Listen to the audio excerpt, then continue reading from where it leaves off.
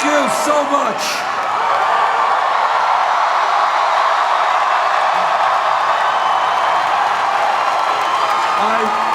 I honestly cannot believe how many people are here tonight.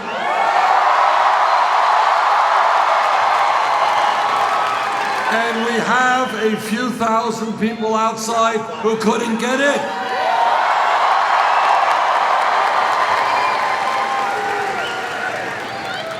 Let me thank Debbie Hayes, Alberto Campas, Jim Hightower, Katrina Martin, Brian Nowak, and Larry Cohn for their comments tonight.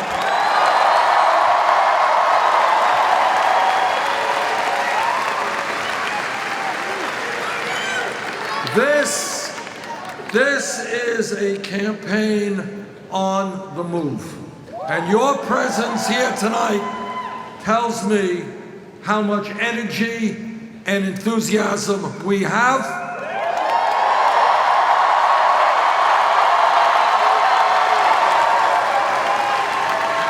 And it tells me that if we have a large voter turnout a week from tomorrow, we are going to win in New York State.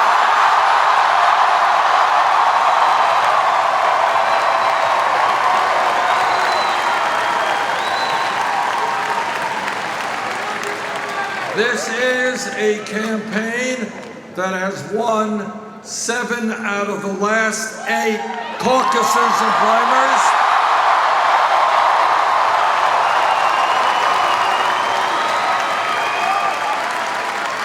When we began this campaign, we were 70 points behind Secretary Clinton in national polls.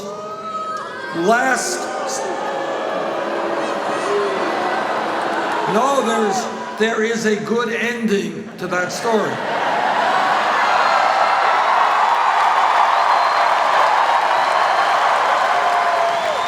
And the good ending is that in the last 2 out of 3 national polls, we are ahead.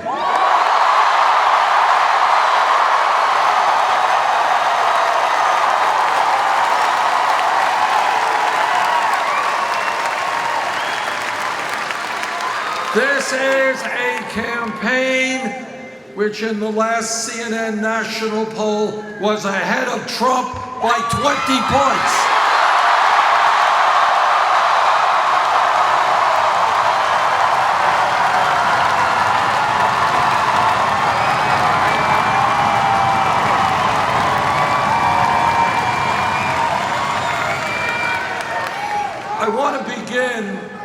I want to begin in a way that I usually don't begin, and just talk about two issues that popped up just today, which really speak to us about where we are as a society. Number one, you may have heard that Goldman Sachs, one of the large financial institutions in this country, you have heard of Goldman Sachs. They reached a settlement with the federal government for $5 billion,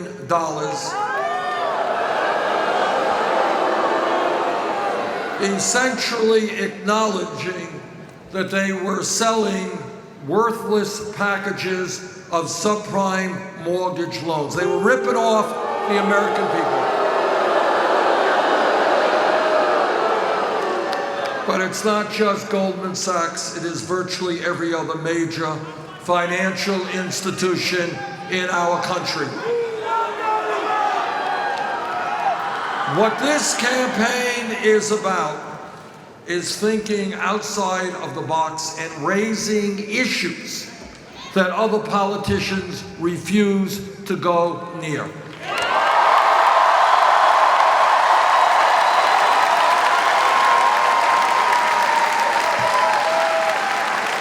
And one of those issues is that, sad to say, the business model of Wall Street is fraud.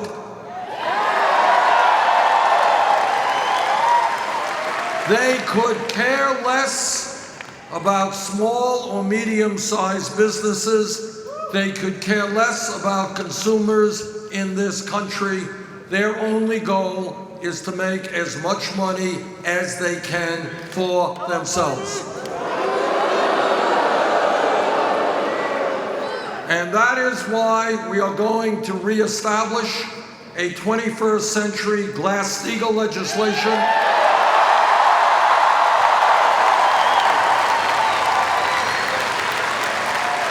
and why we are going to break up the largest financial institutions in this country.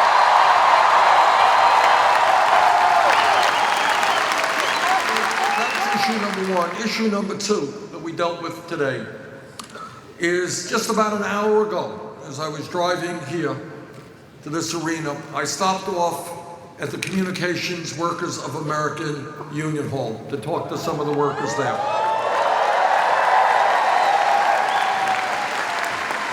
And sadly, but this is what they have to do, the workers of Verizon are going out on strike.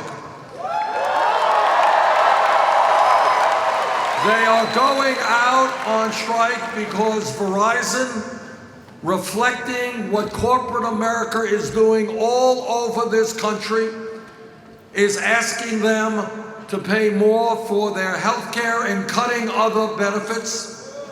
Verizon,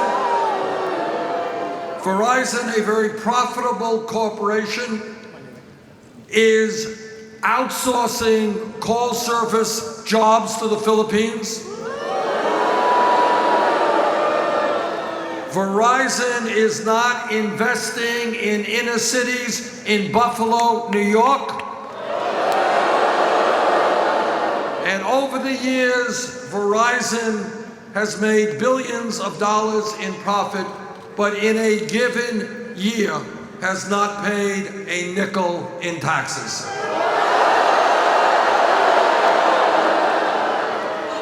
To make billions in profit, to outsource American jobs, to not invest in our communities, to demand that workers get their benefits cut, is what the greed of corporate America is all about. We are going to change that.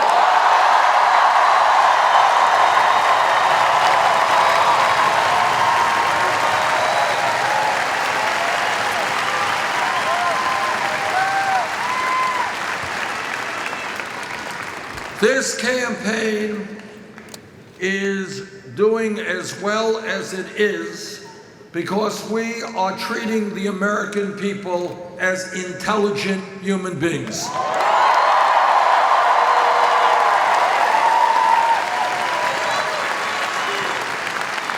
We have the courage to raise the real issues impacting the American people, issues which often do not appear on television or in the corporate media.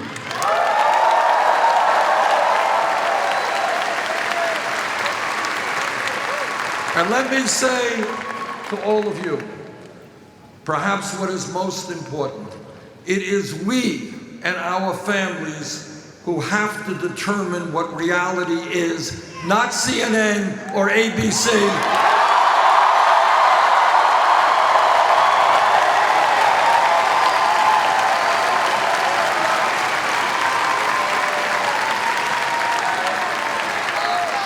And as all of you know, whether it is in our personal lives or in our political lives, the truth is not always pleasant. But we do not go forward as human beings or as a society if we do not have the courage to confront the truth.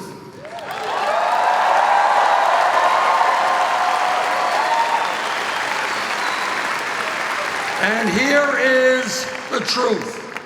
Today in America, we have a corrupt campaign finance system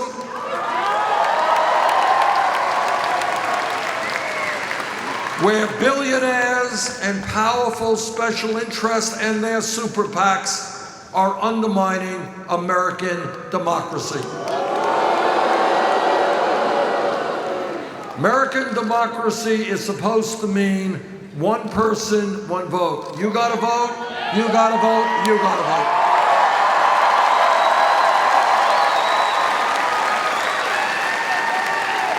It does not mean that the Koch brothers and a handful of other billionaires can spend $900 million in this election cycle to elect candidates who represent the wealthy and the powerful. That is not democracy, that is oligarchy, and we are going to turn that around.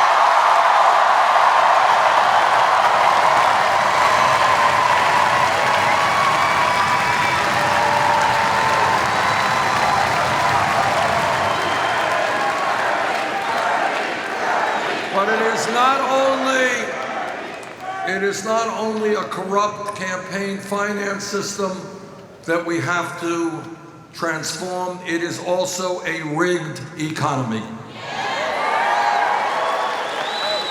Here is what a rigged economy is about. It is about a nation today that has more income and wealth inequality than almost any major country on earth, and it is worse today than at any time since 1928. A rigged economy is about a nation in which the top 1/10 of 1%, not 1%, 1/10 of 1% now owns almost as much wealth as the bottom 90%. It is about a nation in which the 20 wealthiest people, 20 people, own more wealth than the bottom 150 million Americans, half of our population. It is about one family, the Walton family that owns Walmart.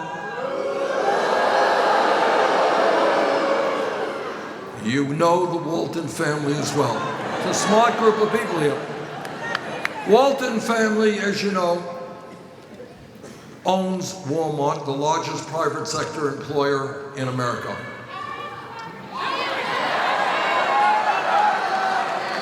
And turns out that Walmart pays wages that are so low that many of their employees are forced to go on food stamps and Medicaid. What a rigged economy is about is you paying taxes for food stamps and Medicaid in order to subsidize the wealthiest family in America. That's nuts.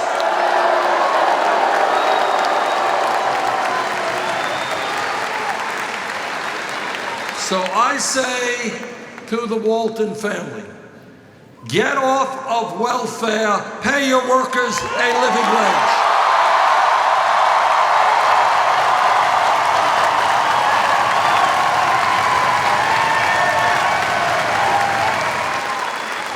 Every person in this arena tonight should be embarrassed by the fact that the United States of America has more people in jail than any other country on earth.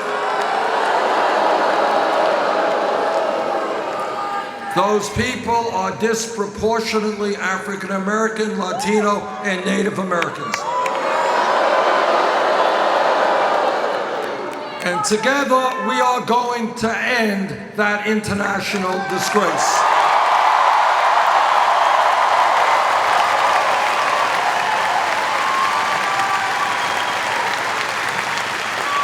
Now, you won't see it in the media terribly often, but today our youth unemployment rates are off the charts. For kids who graduated high school, not dropouts, between 17 and 20, if those kids are white, 33% are unemployed or underemployed. If they are Latino, 36%. If they are African American, 51%. So here is radical idea number 2, which is really not so radical. And that is, together, we're going to invest for our young people in jobs and education, not jails and incarceration.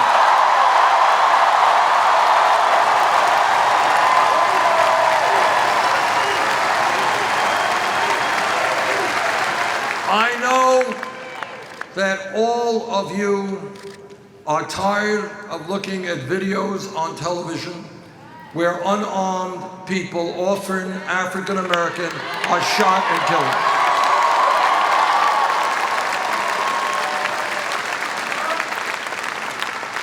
I have been a mayor for 8 years, and I've worked with police officers all over my state and all over this country. The vast majority of police officers are honest, hardworking, and do a very difficult job.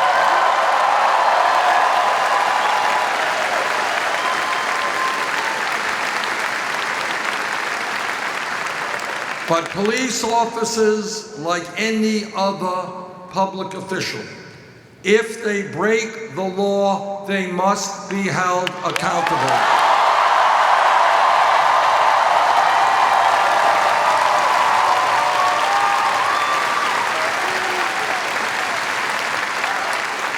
As a nation, we have got to end the militarization of local police departments.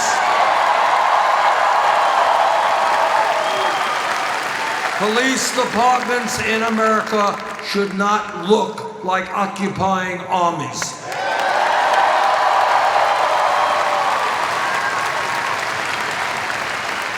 We have got to make local police departments reflect the diversity of the communities they serve.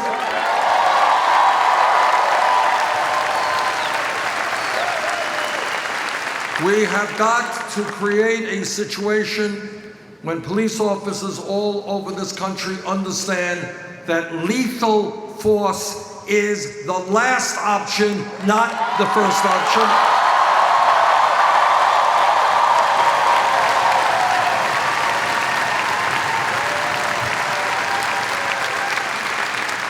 We have got to end private corporations owning prisons and detention centers.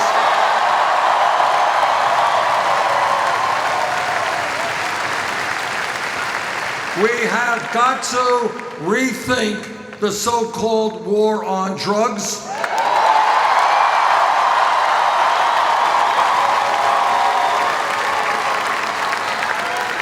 Over the last 30 years, millions of Americans have received prison records because of possession of marijuana.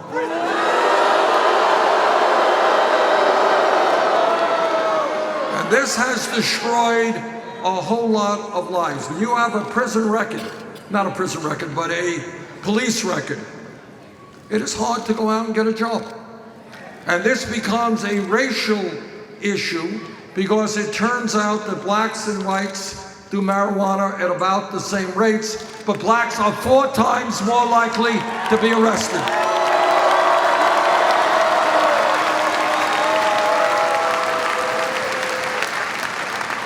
Right now, under the Federal Controlled Substance Act, marijuana is listed as a Schedule I drug. Right alongside of heroin.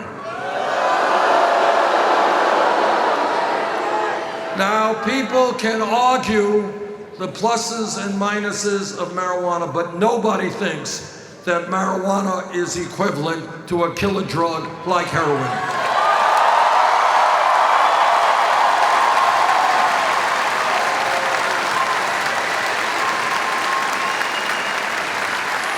And that is why I have introduced legislation which would take marijuana out of the Federal Controlled Substance Act.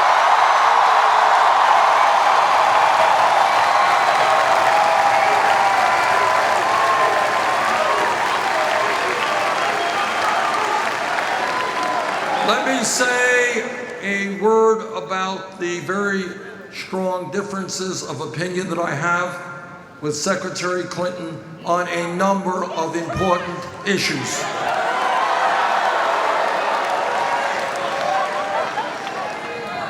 And one of the ways that you can see differences in candidates is how they raise their money for a campaign.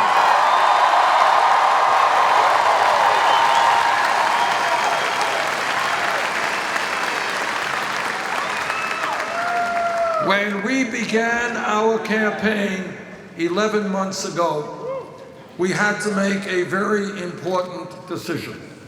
And that decision was, should we establish a super PAC like every other candidate? We agreed with you.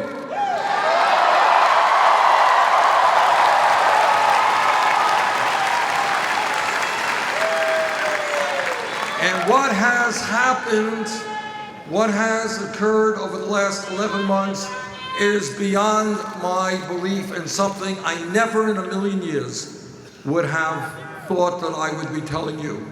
And that is, we have now received over 6 million individual campaign contributions.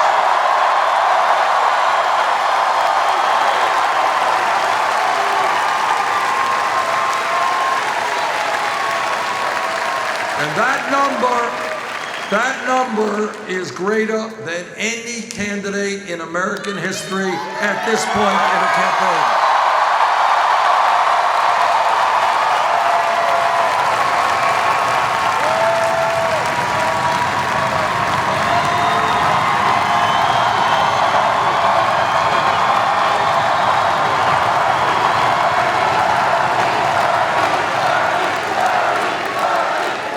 Anybody here know what the average contribution is? That's right, $27.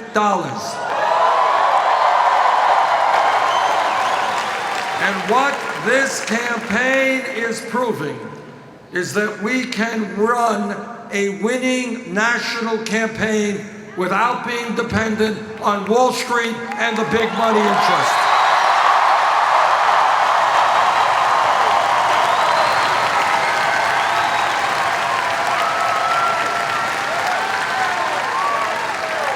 Now, Secretary Clinton has chosen a very different path toward raising her campaign money. She has established several super PACs, and in her recent filing for our largest super PAC, she reported $25 million from special interests, including $15 million from Wall Street.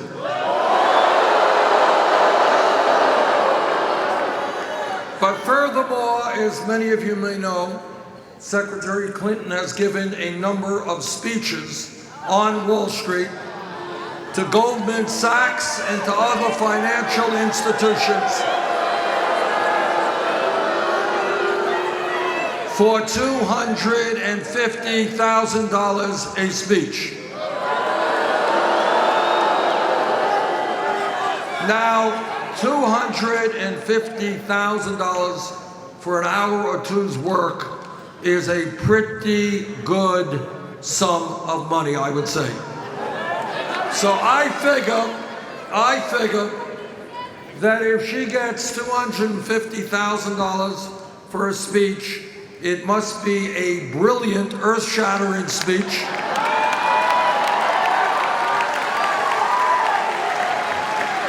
It must be a speech written in Shakespearean prose.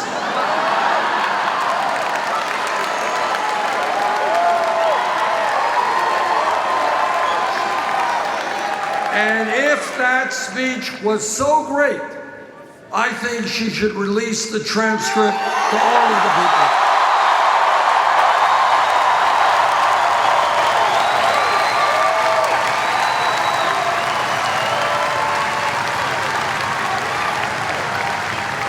Now, Secretary Clinton has said Secretary Clinton has said that she will release the transcripts if other people do the same. So, are you ready, Buffalo? Buffalo, are you ready for a dramatic announcement?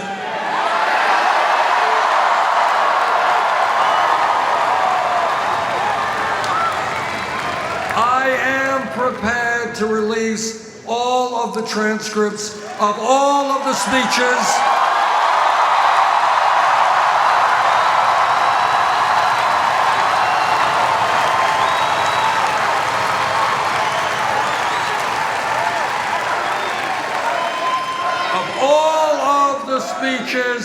that I gave on Wall Street, and that is pretty easy. There were no speeches.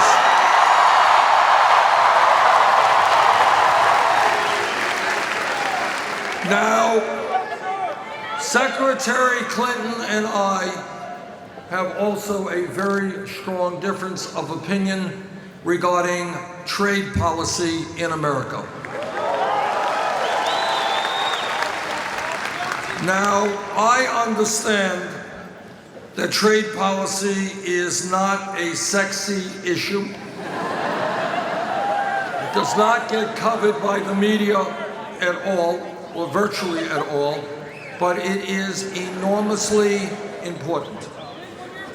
What has happened over the last 30 or so years as a result of NAFTA and CAFTA and permanent normal trade relations with China and other trade agreements, what has happened is we have seen tens of thousands of factories shut down in America, shut down in Buffalo, when companies throw American workers out on the street and move to Mexico or move to China.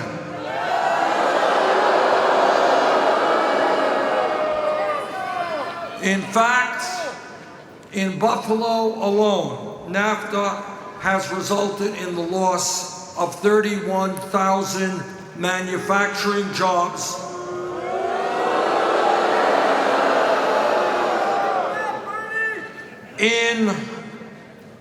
As a result of permanent normal trade relations with China, that has cost this country over 3 million decent paying jobs, including over 179,000 in New York State. Just as a reminder, and I think many of you know this information more than I do, but from 2006 to 2008, American Axle shut down its plant in Buffalo, shipping its work for the Chevy Camaro to Mexico and eliminating over 700 jobs. In 2008, General Motors powertrains moved another 800 jobs from Buffalo to Mexico, where they could pay workers in Mexico $3.25 an hour.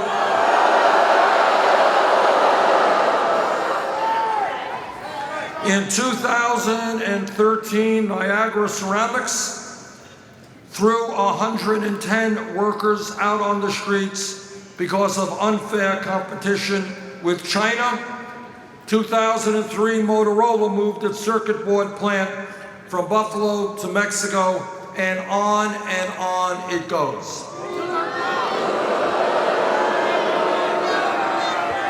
I voted against every one of these disastrous trade policies.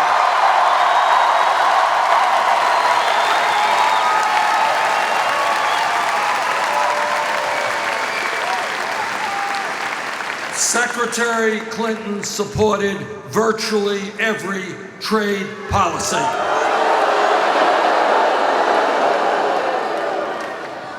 And there is another issue of growing consequence to this area, to New York State, and to states all over this country. And that is the fact that more and more people are drinking water that is poisoned.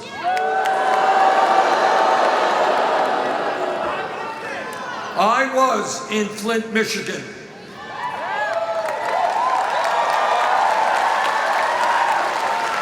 Several months ago, and to be very honest with you, after talking to some of the families who observed their children being poisoned by lead in the water, who saw their children have their cognitive capabilities reduced.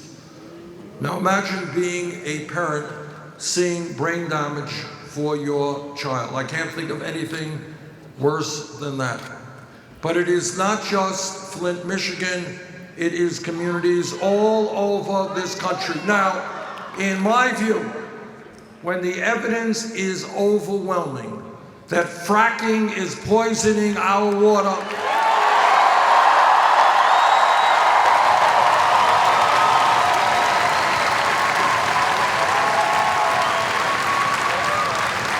we have got to phase out fracking.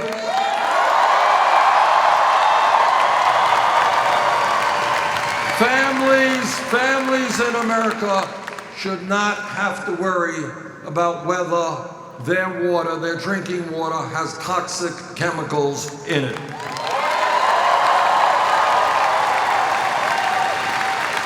I'm proud that my state of Vermont led the nation in phasing out fracking, and I salute all of you for demanding that your state government do the same.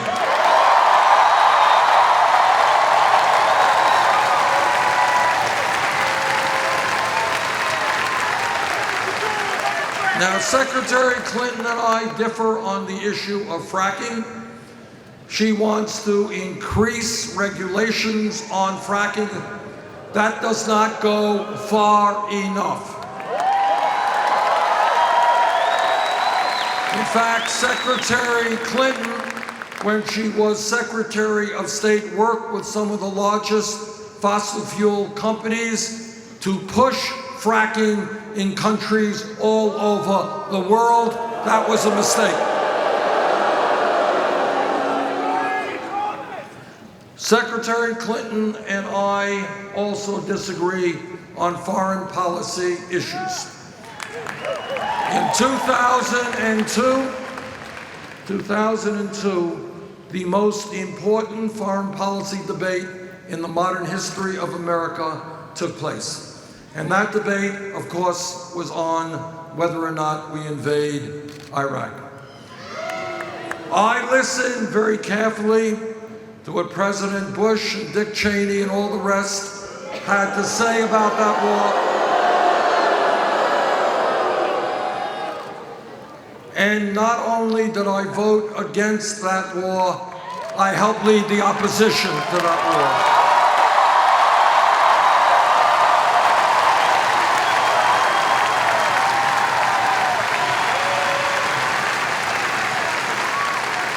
Secretary Clinton heard exactly the same evidence that I heard. She voted for that war, the worst foreign policy blunder in the modern history of America.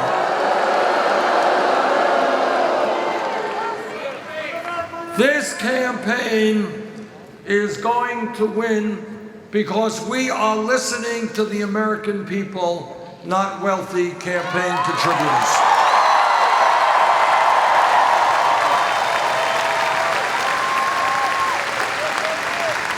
We are listening to workers all across this country who tell us they can't make it on $8 or $9 an hour.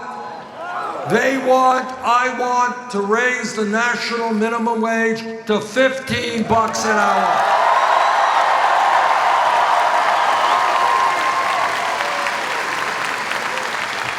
And when we talk about equitable wages, all of you know that women today are making 79 cents on the dollar compared to men. And if those women are African American or Latino, that gap is even wider. What women are telling me is they want the whole damn dollar, and they're right.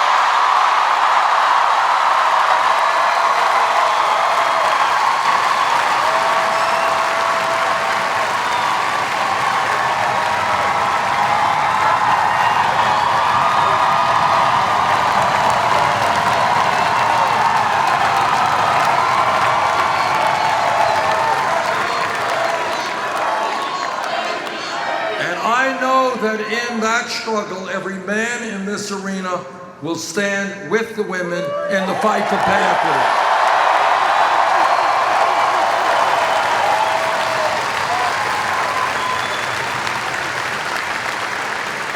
This campaign is listening to young people.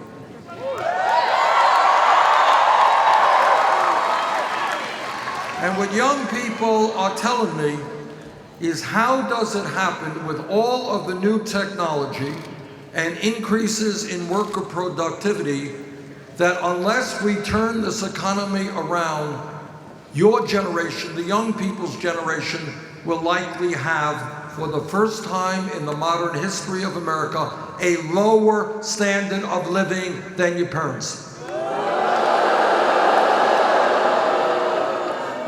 The American dream, and that has been my life. My family did not have a lot of money. In fact, we lived in a rent-controlled apartment in Brooklyn, New York.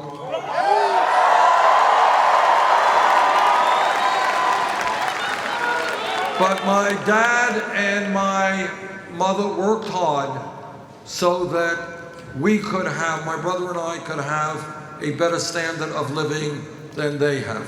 And that's called the American dream. Millions of families have done the same.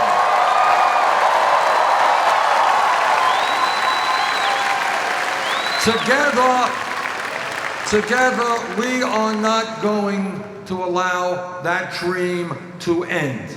We are going to create an economy where young people will have a decent standard of living.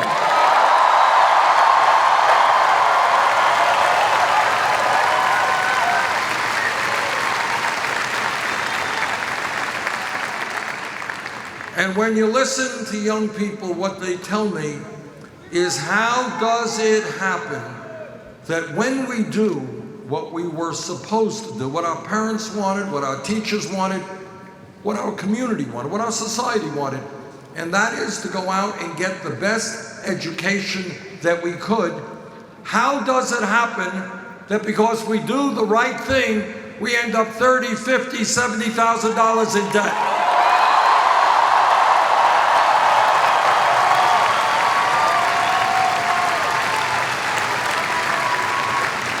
I would ask you to think outside of the box. Think outside of the status quo. Why in God's name would we be punishing millions of people because they did the right thing and got an education?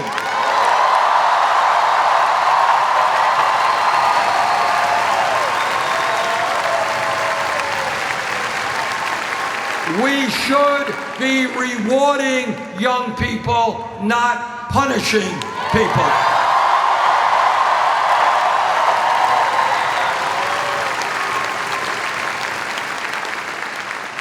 All of you know that the United States needs to have the best educated workforce in the world if we are to succeed in a highly competitive global economy. And all of you know that in many respects, a college degree today, in 2016, is roughly the equivalent of what a high school degree was 50 years ago. Do you all know that? 50 years ago, you had a high school degree, you were considered well-educated, you can go out and get a pretty good job. But the world has changed, the economy has changed, technology has changed. In my view, when we talk about public education today, it is not good enough to talk about first grade through 12th grade. We have got to make public colleges and universities tuition free.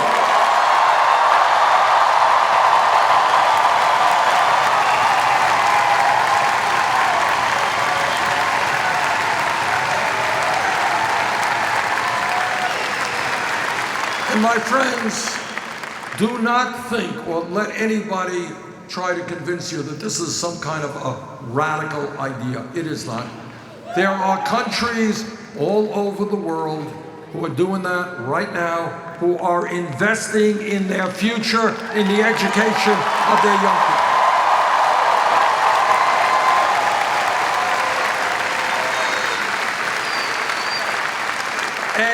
let me further shock you by telling you that 50 years ago in America, some of our greatest public colleges and universities were virtually tuition-free.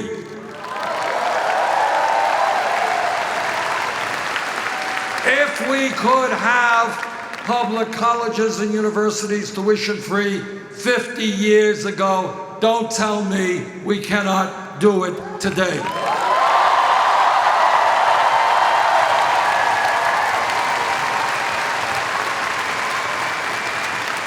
And we have got to deal with the crisis of student debt.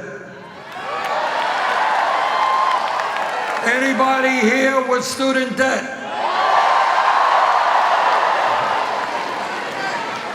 Well, welcome to the club.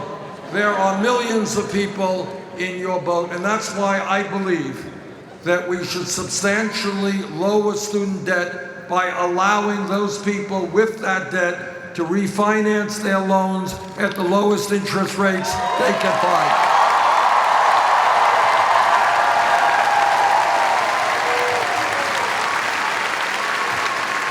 And this campaign is listening to senior citizens and disabled veterans who tell me they cannot make it on $11,000 or $12,000 a year Social Security. The Republicans, if you can believe it, actually want to cut Social Security benefits. We are not going to allow them to do that. In fact, we're going to raise Social Security benefits.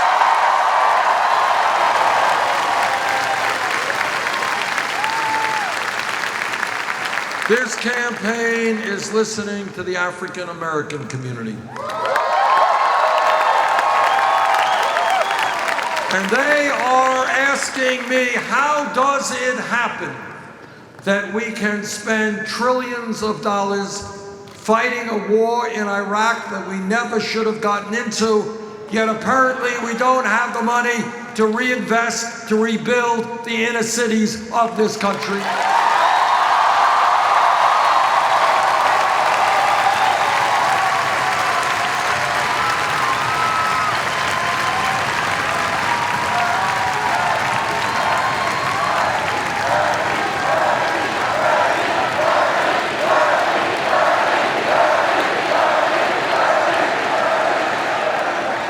This campaign is listening to the Latino community.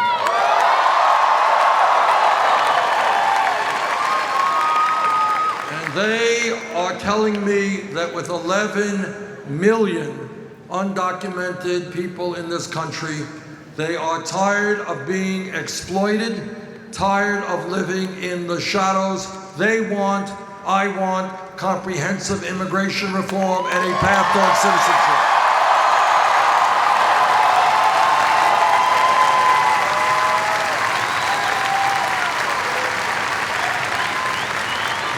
This campaign is listening to a group of people whose voices are very rarely heard, and that is the Native American community.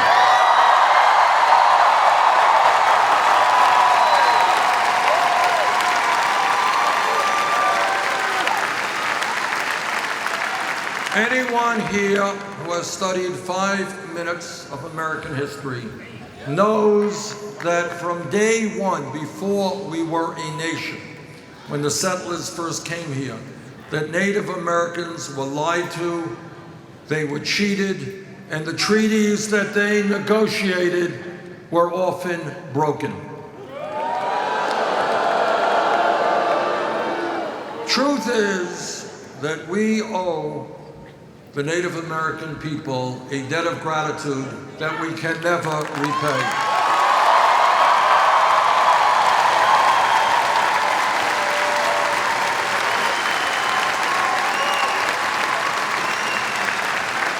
Some of the best aspects of our culture come from the Native American people. And among many other things, They have taught us that as human beings, we are part of nature, and if we go about destroying nature,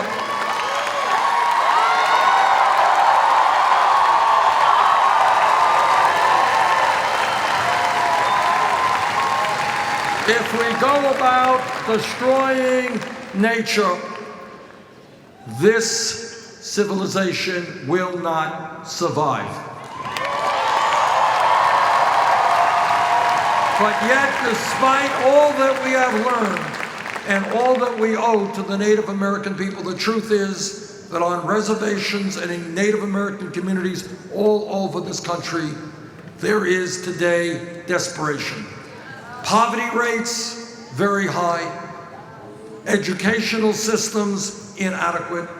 Healthcare, not accessible. Young people in the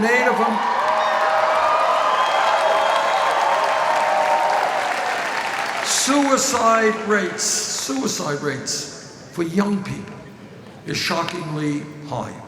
If elected president, we will change our government's relationship to the Native American people.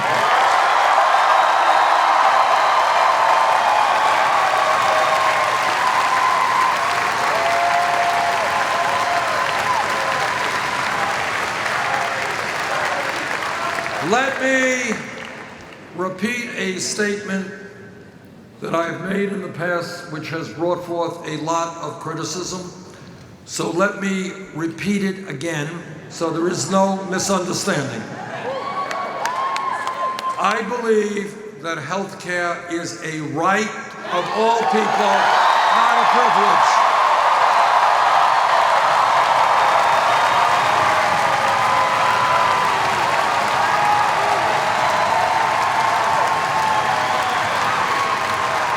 Now, again, thinking outside of the box.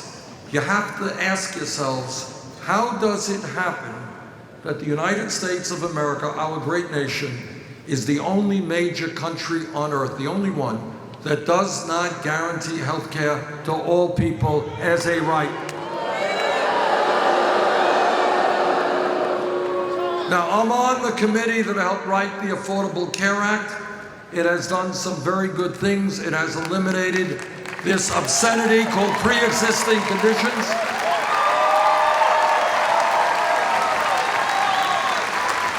It has added some 17 million people to the ranks of the insured.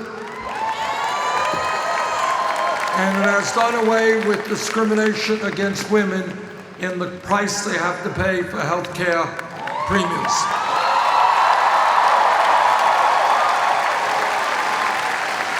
But despite that, 29 million Americans today have no health insurance, and many of you are underinsured with high deductibles and copays. Is that right? And every one of us is getting ripped off by the drug companies who charge us the highest prices in the world.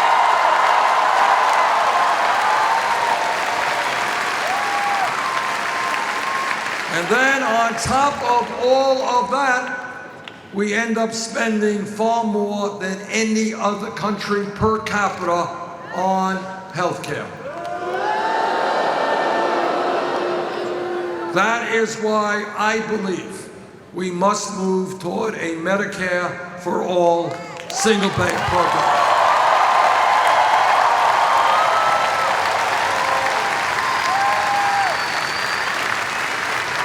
And when we talk about crises facing this country and facing the world, there is no crisis that I worry about more than climate change.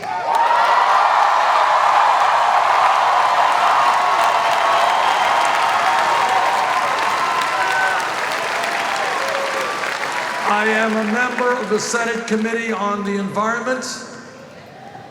We have talked to scientists all over this world. Climate change is real. It is caused by human activity.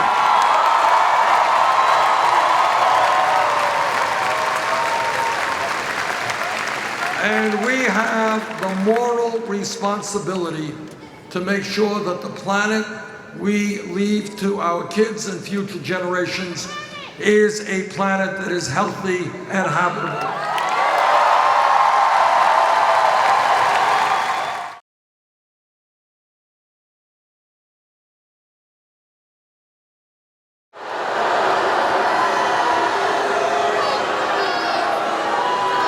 It ain't gonna happen.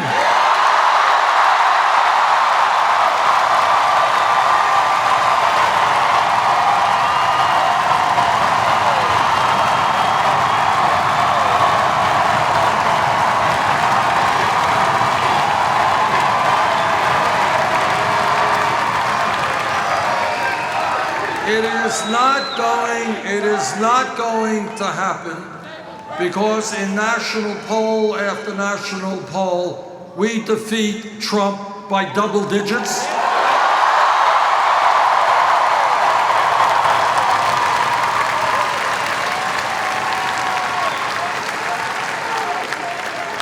But it is also not going to happen because the American people understand that our strength is in our diversity.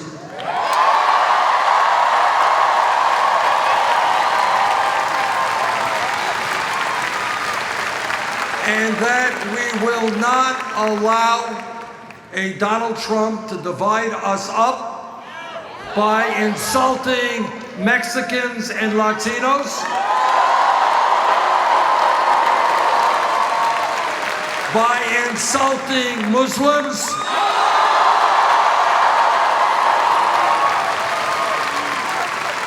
by insulting women,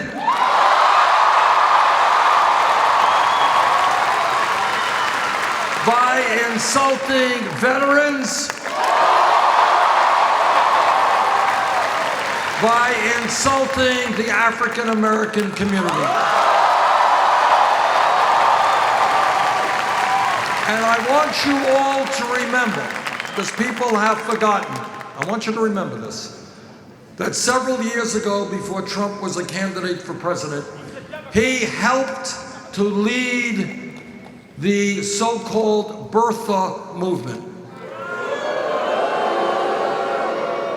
Now, the reason that the birther movement was so ugly and so insulting to African Americans and to all of us is that he wasn't just disagreeing with the president. You could do that, that's a democracy. What he was trying to do was to delegitimize the presidency of the United States.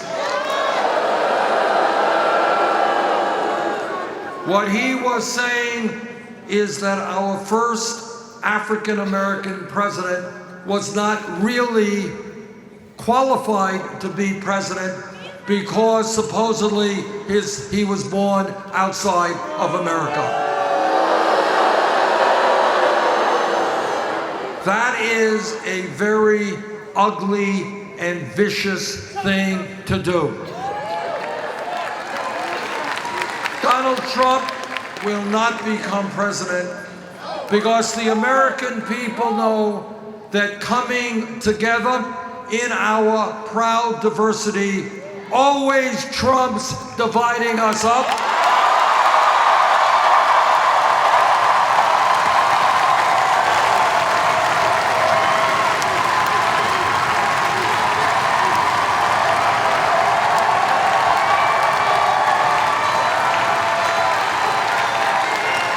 The American people know that a great nation is one in which we support each other.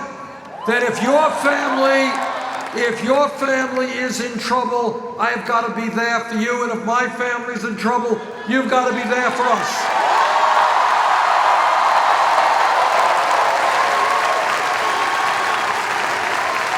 And the American people know that supporting each other always trumps selfishness.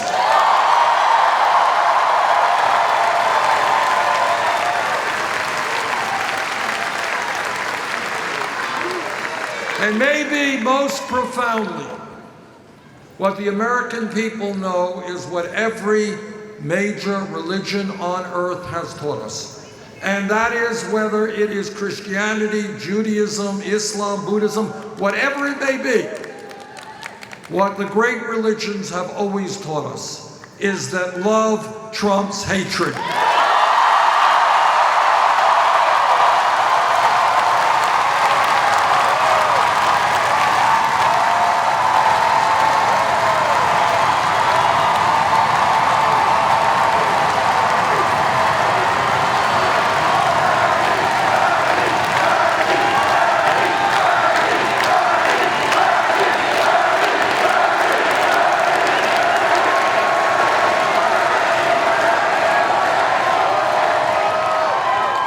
A week from tomorrow, there will be an enormously important primary here in the state of New York.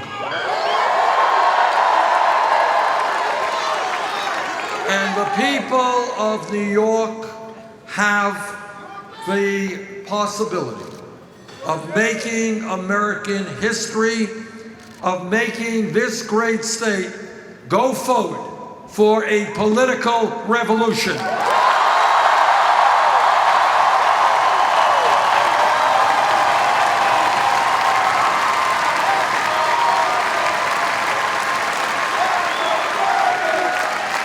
This is what I have learned.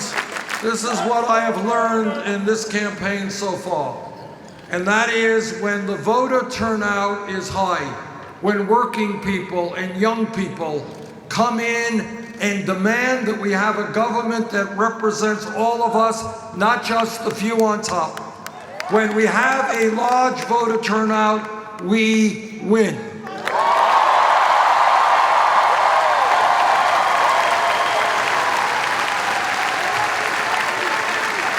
But what I have also learned is when there is a low voter turnout, we lose. So I would hope that a week from tomorrow, on the 19th of April, New York State sees the largest voter turnout in its primary in America.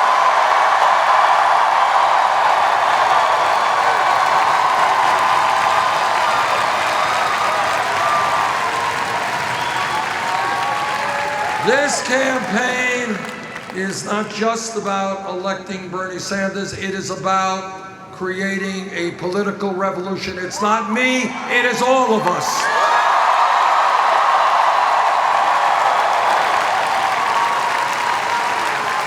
On April 19th, New York can make history. Let's do it. Thank you very much.